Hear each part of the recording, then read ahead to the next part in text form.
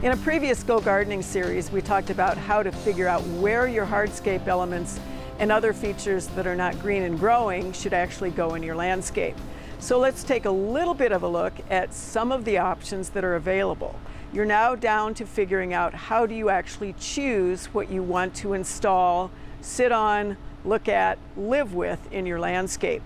The options are tremendous. And of course, as with any industry, we have a lot of change over time, perhaps not as much as in the technology world, but every single year there are new pavers, there are new furnishings, new lighting choices for you to make. So how do you go about actually choosing those specific materials? Well, certainly cost is going to be an object, and you can always come up with a lower solution to a paver or to a swing or a bench or lighting. However, what you also truly want to look at and think about is the experience you're trying to create. Do you want to have something that is a very low-key, subtle sort of a hardscape plus furnishings plus lighting? Are you going with brighter colors? Are you going with a rougher texture? What exactly are you after? And there are a couple of good ways to go about thinking about that. First off, you collect catalogs. You go to the suppliers, you look not just at the catalogs or at what you can find on the internet, but you also actually explore those materials directly. Think about how you're going to walk on them or sit against them or sit on them.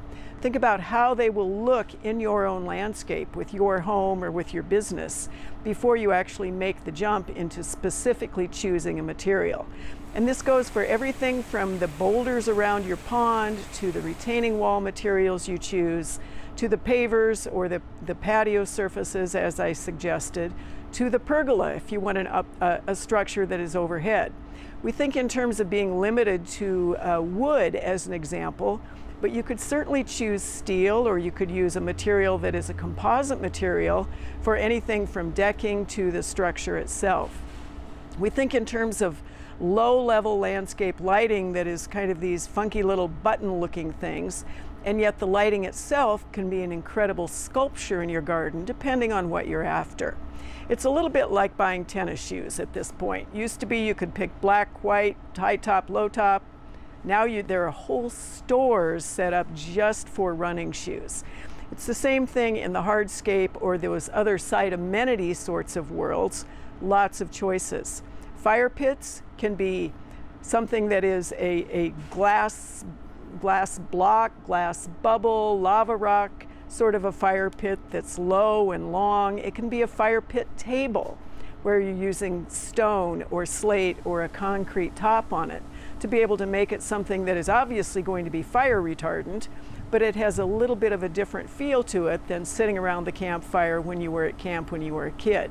So again, exploring the options for materials, aesthetics, cost, ease of installation, especially if this is something that you really want to try to attempt yourself, being able to match it over time if you have a failure or you want to change something or you don't want to match it. So you deliberately choose a material that you can blend with something else as an option, and certainly the long-term management of that material.